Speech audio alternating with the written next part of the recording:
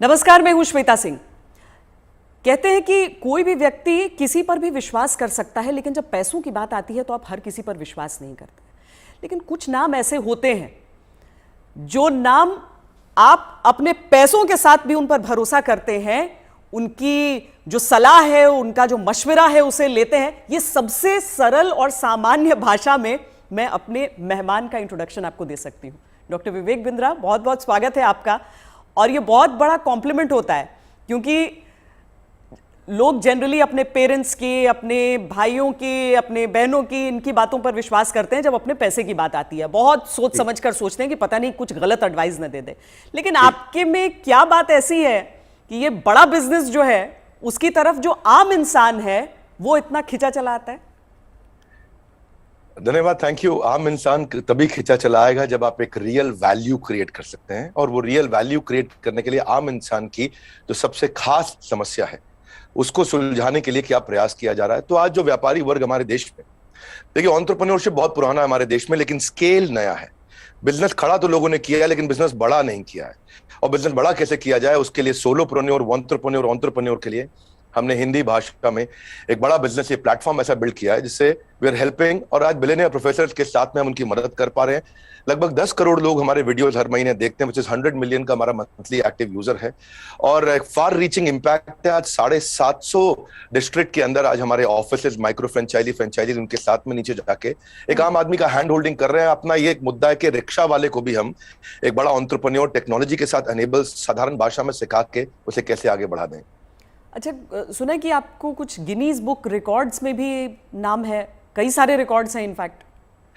धन्यवाद, thank you. हाँ, ठीक बात है। हालांकि ये वर्ल्ड रिकॉर्ड बनाना हमारा गोल नहीं है, वो एक आउटकम है। गोल हमारा था कि क्या हुआ पेंडेमिक में। अब मुझे वो 2020 का वो समय याद आता है जिस समय अप्रैल का टाइम था, बहुत ज्यादा सब जगह इतना इतना ज्यादा उस समय माहौल पैनिक का था कि लोगों को समझ नहीं आ रहा था क्या किया जाए। तब हमने पहला एक वेबिनार किया। एक वेबिनार में अमूमन 100, 200, 500, 1000 लोग आते हैं। हमारे वेबिनार में 10 लाख, 15 लाख, 20 लाख लोग आए तो गिनीज वर्ल्ड रिकॉर्ड में आ गया। तो हमने स्ट्रैटेजी का, सेल्स का, ऑपरेशंस का, रिटेल का, स्टार्टअप का, हमने हर सब्जेक्ट पे, लीडरशिप पे, इन सब पे हमने वेबिनार्स किए, मार्केटिंग पे, और हर बार जो वेबिनार था वर्ल्ड रिकॉर्ड में आता चला गया। आज लगभग Guinness book of world record हमारे 9 हैं, और golden book of world record मिला के हमारे 10 वर्ल्ड रिकॉर्ड बन चुके हैं। ये जो शो आप कर रहे हैं, जो जीता वही Sikandar, horses table, good news today पर, इस शो का कॉन्सेप्ट क्या है, क्या है इस शो में? देखिए, वैसे तो होना चाहिए जो जीता वही चंद्रगुप्त मौर्य। हाँ। क्योंकि चंद्रगुप्त जीते थे, सिकंदर नहीं जीते, पर क्योंकि ये कहावत बहुत ज्यादा मशहूर है तो ये नाम भी रखा गया और बड़ा अच्छा चला। ये on the spot funding reality show है। इसमें 8 इन्वेस्टर आते हैं, हर एक इन्वेस्टर अपने साथ 5 करोड़ रुपए रेडी रखता है। 24 स्टार्टअप सामने आते हैं। स्टार्टअप आता है, रियलिटी शो है, पैसा इन्वॉल्व है। इसमें Sunil Shetty production, India TV, अपना इंडिया टुडे ग्रुप जो है हमारा, और सारे, मेरा जो रोल है इसमें मेंटर, कोच, एडवाइजर और स्टार्टअप गुरु का है। तो हम लोग मैक्रो इंडस्ट्री का एनालिसिस भी देते हैं और साथ में माइक्रो बिजनेस का एनालिसिस देते हैं। स्टार्टअप आता है, इधर सबके सब इन्वेस्टर बैठे रहते हैं, आमने सामने चर्चा होती है, वहीं सब ओके हो जाता है, वहीं पैसा और उनके बदले में उनकी इक्विटी ली जाती है। तो बड़ा अच्छा शो है। पैसा लेने के लिए देखिए कई तरीके हैं। सेल्फ फंड आदमी कर सकता है, दोस्त से ले सकता है, परिवार से ले सकता है, लेकिन जो एंजल इन्वेस्टमेंट है, वो एंजल इन्वेस्टमेंट वो आपसे छोटी सी एक ओनरशिप, हिस्सेदारी कंपनी में ले लेता है। जो एंजल आता है वो एंजल की तरह काम करता है। बहुत सारे एंजल इन्वेस्टमेंट के लिए बड़े अच्छे सारे प्लेटफॉर्म्स हैं। Startup Grind, Indian Angel Network, Venture Catalyst, Chennai Angel, Lead Angel, Sequoia, Nexus, Kalaari, Mumbai Angel, बहुत हैं। लेकिन तब भी बावजूद उसके केवल 2% लोगों को पैसा मिल पा रहा है। 98% लोग फेल हो जाते थे। तो उसी के लिए हम लोगों ने मिलकर ये शुरू किया हॉर्सेस टेबल, जहां पे हम और लोगों को पैसा दे सके, उनकी मदद कर सके। अगर उनके आइडिया में दम है तो उनकी ग्रोथ में हिस्सेदारी देने के लिए हमारे इन्वेस्टर साथ में आते हैं, और मैं उसको वहां पे आके मॉडरेट करता हूं, मैं अपनी एडवाइस देता हूं, जिसके बेसिस पे आगे हम लोग उसको आगे बढ़ा पाते हैं। मतलब इसमें कोई भी आ सकता है, कोई भी जो जिसके पास कोई आइडिया हो कि किस तरीके से आगे कोई बिजनेस हो सकता है। ज़रूरी नहीं है कि कोई बड़े बड़े ग्रुप्स हों, बिजनेस हाउसेज हों। ये मकसद क्या है इसका, आइडिया कहाँ से आया? श्वेता जी, यही तो मेन मुद्दा है कि अगर आज मैं गुवाहाटी के आगे वहां से 200 किलोमीटर दूर जाके, जहां असली भारत बसता है, जो केवल दिल्ली मुंबई में नहीं है, उन लोगों को हम ला सके, उनको बढ़ा सके। देखिए, आइडिया यहां से आया कि एक एडम स्मिथ नाम के जेंटलमैन रहे, उन्होंने मैक्रो इकोनॉमिक्स में किताब लिखी है। 200 साल पुरानी किताब है, उसको पढ़ने के बाद कुछ नहीं चाहिए। वो कहते 4 चीजें होनी चाहिए एक जिस देश की पॉपुलेशन बढ़ रही है वहां बिजनेस अच्छा होगा, जहां टेंडेंसी टू कंज्यूम है, हमारे देश में स्वतंत्रता बहुत है, कुछ भी कंज्यूम कर सकते हैं, हमारा देश चाइना की तरह नहीं है। तीसरा, जहां एंटरप्रेन्योर बहुत है, और चौथा जहां इनोवेशन है। चारों लिहाज से 4 में से 3.5 नंबर इंडिया को दिए जाते हैं। इंडिया में एंटरप्रेन्योरशिप बहुत तेजी से बढ़ रहा है। तो हमारे को, आपने पूछा आइडिया कहां से आया, आइडिया यहां से आया कि गड्ढा ढूंढने का एक ट्रेनिंग दिया जा रहा है, इसके द्वारा लोगों को इंस्पायर किया जा रहा है कि कैसे एक स्टार्टअप आए, क्या वो कस्टमर का टाइम बचा रहा है तो उसको पैसा मिल सकता है, हाँ भाई बड़ा अच्छा कर रहे हो आप, क्या वो कस्टमर का एफर्ट बचा रहा है, क्या वो कस्टमर का कोई कंफ्यूजन घटा रहा है, क्या वो कस्टमर के लिए सामान सस्ता लेके आ रहा है, क्या वो कस्टमर की प्रायोरिटी पे उसको फोकस करा रहा है, क्या वो कस्टमर को बढ़िया स्किल सर्विस, क्या वो कस्टमर को कोई वेंडर आइडेंटिफाई करके दे रहा है, क्या कस्टमर के लिए कोई कन्वीनियंस क्रिएट कर रहा है। तो basically Urban Company, Oyo, Swiggy, Ola, Zomato, Flipkart, Just Dial, Zoom, ये सब इंडियन स्टार्टअप्स हैं जो कस्टमर की कोई ना कोई समस्या को सुलझा रहे हैं, और जैसे वो समस्या सुलझाते हैं, और इसी के लिए हम इंस्पायर करना चाहते हैं कि स्टार्टअप ऐसा ही है जो कस्टमर की बर्निंग प्रॉब्लम को, ज्वलंत समस्या को सुलझा सके। पर इसके आगे क्या होगा? मतलब अगर कोई इंसान है, जैसे मान लीजिए मेरे पास ही कोई आइडिया है, तो मुझे तो बिजनेस चलाने के बारे में मालूम नहीं है, फंडिंग अगर मान लीजिए मुझे मिल भी जाती है यहाँ पर, तो आगे क्या बिजनेस चलाने में मदद भी मिलेगी? बहुत अच्छा प्रश्न है आपका। देखो, जब इन्वेस्टर आता है ना, तो वो स्मार्ट कैपिटल लेके आता है, केवल पैसा नहीं लाता है, वो एक हैंड होल्डिंग सपोर्ट लेके आता है। बड़ा बिजनेस साथ में, हमारी कंपनी भी आ रही है तो हम उनको लाइफ टाइम मेंबरशिप देते हैं, ट्रेनिंग देते हैं। देखिए, जब इन्वेस्टर आता है तो वो स्टार्टअप को मेंटरशिप देता है, एडवाइस देता है, रिसोर्सेज देता है। तो इसीलिए ये जो हॉर्सेस टेबल है, जो हमारे आज यूट्यूब चैनल पे आ रहा है, जीएनटी पे आ रहा है, गुड न्यूज टुडे, और अच्छा नेटवर्क आपने चालू किया है, तो ये हम यहाँ पे इन्वेस्टर एक स्टार्टअप को आगे जाके और फंड रेज करने में मदद करता है कि सीरीज ऑफ इन्वेस्टमेंट पिचेस डाल सके। हर स्टेज पे उसके साथ इन्वॉल्व होता है। एक आइडिया स्टेज से रेवेन्यू जनरेटिंग स्टेज तक इन्वेस्टर साथ में जुड़ता है। कई बार तो इन्वेस्टर अपना फ्री ऑफिस स्पेस भी देता है। अगर आपकी कंपनी छोटी है, आप हमारे ऑफिस जाकर शुरू कर सकते हो। उनको डिजिटल मार्केटिंग सपोर्ट देता है, टेक्नोलॉजी बनाने में, मैन पावर लाने में। तो ऐसा नहीं, इतना ही नहीं है, बल्कि मैं आपसे ये भी बताऊंगा कि फंड का इस्तेमाल कैसे हो रहा है, इस पर भी स्टार्टअप आकर के स्टार्टअप के ऊपर इन्वेस्टर नजर रखता है। इन्वेस्टर देखता है कि ड्यू डिलिजेंस करता है, उनको स्मार्ट कैपिटल देता है, उनके नेटवर्क को बढ़ाता है, उनको फ्यूचर इन्वेस्टर अट्रैक्ट करने में पूरी मदद करता है, उसको ब्रांड बिल्डिंग करता है, उसका माउथ पीस बन जाता है। वो केवल पैसा नहीं इन्वेस्ट करता है, वो उसको पूरी गाइडेंस देता है आगे, उसको बिल्कुल हॉक आई के साथ में जुड़ा रहता है, उनकी रिपोर्ट्स लेता है हर हफ्ते, हर महीने। ऐसा नहीं कि जैसे लिस्टेड कंपनी तो क्वार्टरली रिपोर्टिंग करते हैं, इनसे तो हर महीने रिपोर्ट किया। तो स्टार्टअप पे कड़ी नजर भी रहती है कि वो पैसा कैसे इस्तेमाल कर रहा है, और उसको हैंड होल्डिंग करके, सपोर्ट करके ग्रोथ के लिए भी मदद की जाती है। इसीलिए इसी लिहाज से हॉर्सेस टेबल एक रेवोल्यूशनरी कॉन्सेप्ट है जो आज जीएनटी के साथ बड़ा बिजनेस मिलकर के लेके आया है। ये बड़ी अच्छी चीज़ है, क्योंकि थोड़ा तो मार्गदर्शन भी चाहिए सबको, लेकिन नज़र भी रखनी ज़रूरी है। लेकिन एक थ्योरी ये भी है डॉक्टर विवेक बिंद्रा कि स्टार्टअप्स का बबल एक क्रिएट हुआ था, और वो जो बुलबुला है वो अब धीरे धीरे फूट रहा है। आपकी क्या सोच है इस पर? नहीं, मैं ऐसा बिल्कुल नहीं मानता। ये कोई बुलबुला नहीं, ये रियल सब्सटेंस है। अगर ये बबल है तो हमें मानना होगा कि 700 मिलियन इंटरनेट यूजर भी इंडिया में बबल है। इंटरनेट यूज करना बंद कर देंगे क्या लोग? आज UPI card payments, net banking, transaction, ये सब बंद हो जाएगा। अक्टूबर में ही साल $100 बिलियन की ट्रांजैक्शन यूपीआई पे इंडिया में हुई है। ये स्टार्टअप का नतीजा है। रेवोल्यूशनाइज किया है डिजिटल ट्रांजैक्शंस को, ये स्टार्टअप का नतीजा है। बहुत सक्सेसफुल स्टार्टअप्स आ रहे हैं। 42 नए यूनिकॉर्न 1 साल में आए हैं। आप समझिए, जितने यूनिकॉर्न 10 साल में बने, यूनिकॉर्न का मतलब 7,500 करोड़ की कंपनी, जितने स्टार्टअप 10 साल में बने, उतने ही स्टार्टअप पिछले 1 साल में भी बन गए। तो ये बबल नहीं है। इंडिया इस समय टॉप 3 यूनिकॉर्न प्रोड्यूसर में जो स्टार्टअप के है उसका नाम आ चुका है। यानी कि हर 9 दिन के अंदर हमारे देश में एक नया $1 बिलियन स्टार्टअप पैदा हो रहा है। स्टार्टअप जो है ना, ये आप 2011 में 9.5 साल लगा करते थे, और उसके बाद ये समय कम होता चला गया। 2012 से जो स्टार्टअप आया वो 4.5 साल में $1 बिलियन हो गए। आप ये समझिए कि ट्रैवल एजेंसी जो होती थी वो Goibibo, Thomas Cook, Make My Trip में आ गई। सरकारी नौकरी घट रही है, स्टार्टअप बढ़ रहे हैं।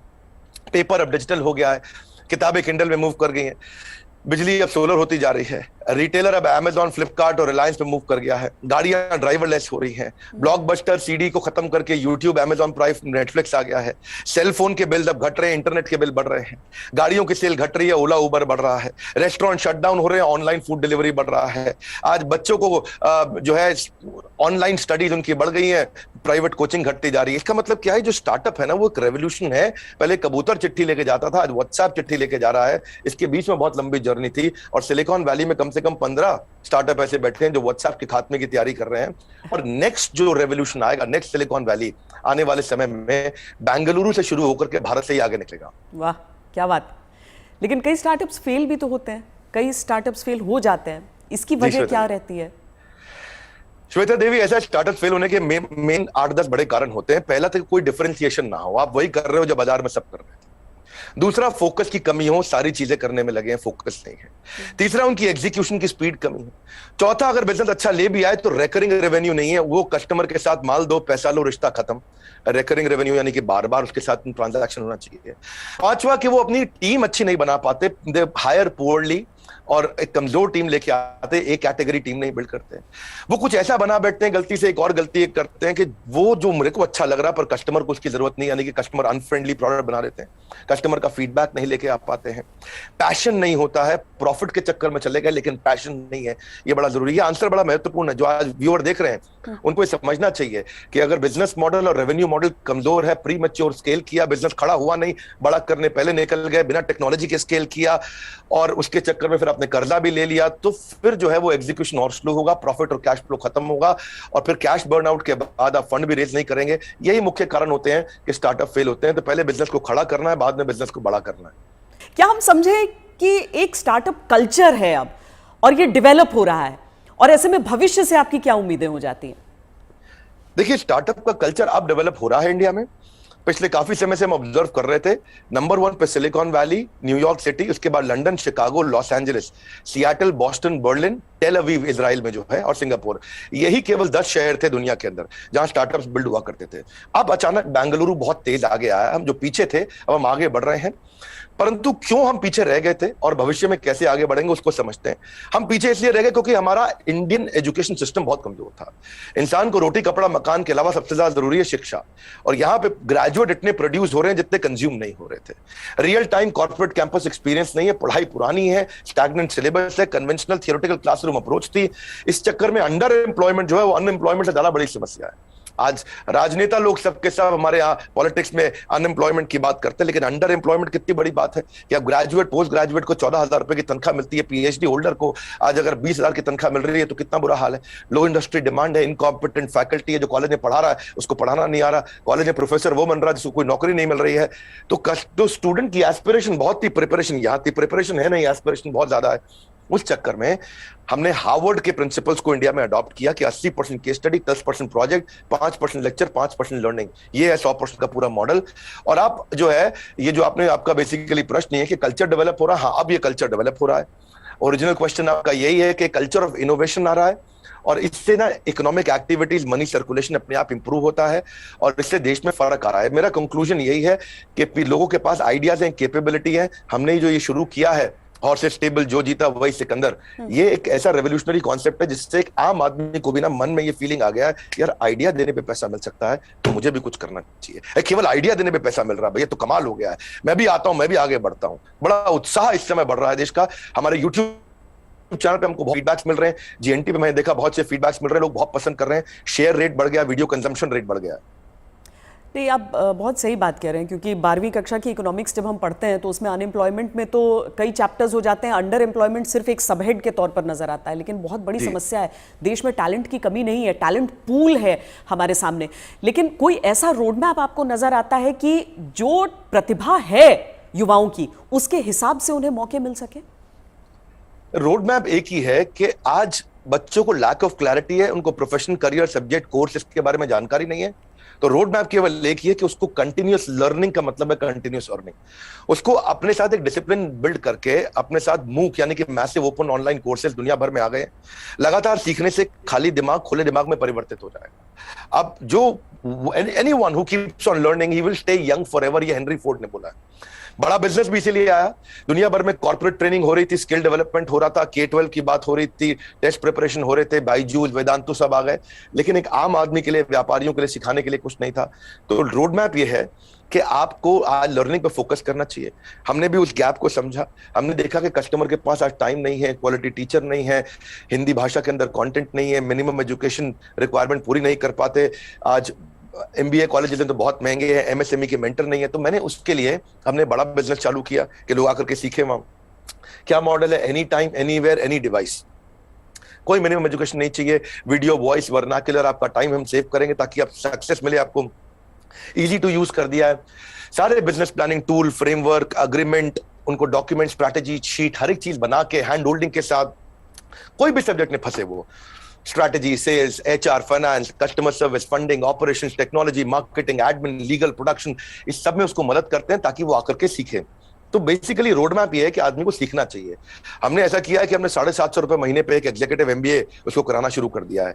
1500 रुपए महीने पे हमने एक अडल्ट को एमबीए कराना शुरू कर दिया है। सिखा कौन रहा है मेरे साथ? मेरे प्रोफेसर एक कैटेगरी है, Kent RO, Patanjali, Amul, Morgan Stanley, Somany, Apollo, Ford Motors, इन सबके चेयरमैन हमारे साथ जुड़े हुए सिखा रहे हैं। Dainik Bhaskar, Lal Path lab, Xiaomi, HDFC limited, जब इनके चेयरमैन एक अच्छा बिलियनियर प्रोफेसर आके सिखाता है और वो लर्निंग देता है और इतनी अफोर्डेबल प्राइस पे देता है, तो उससे रेवोल्यूशन आ रहा है। यही कारण है कि आज देश में बहुत सारे लोग हमारे साथ जुड़े हैं, जिसके कारण हम वो सीख पा रहे हैं, आगे बढ़ रहे हैं। तो रोड मैप सब लोग को मेरा एक ही मैसेज है कि अगर आपको अर्निंग बढ़ानी है तो पहले लर्निंग बढ़ानी होगी। क्योंकि अमूमन ऐसा होता है कि कुछ बड़े बिजनेस हाउसेस, हम सब टाटा बिरला को देखते हुए बड़े हुए, लेकिन वो मोनोपोली है इतना भी समझ में आया, कुछ कठिन शब्द लोग सीखते गए, लेकिन इतना भी साथ में सीखा कि सारा कंट्रोल इन्हीं के हाथों में रहेगा। लेकिन क्या ये स्टार्टअप कल्चर जो है वो बिजनेस डाइवर्सिफिकेशन में मदद कर सकता है? श्वेता देवी, अब जमाना बदल गया है। पहले $1 बिलियन कंपनी बनाने में जो 50 साल लगते थे, 5 साल में बन जाती है। जो हमारे यहाँ टॉप रैंकर सबसे बड़े अरबपति 1950 में थे, उनमें से अब कोई दिखाई नहीं पड़ता है टॉप अरबपति की लिस्ट में हमारे देश में। अचानक जमाना बदल गया है।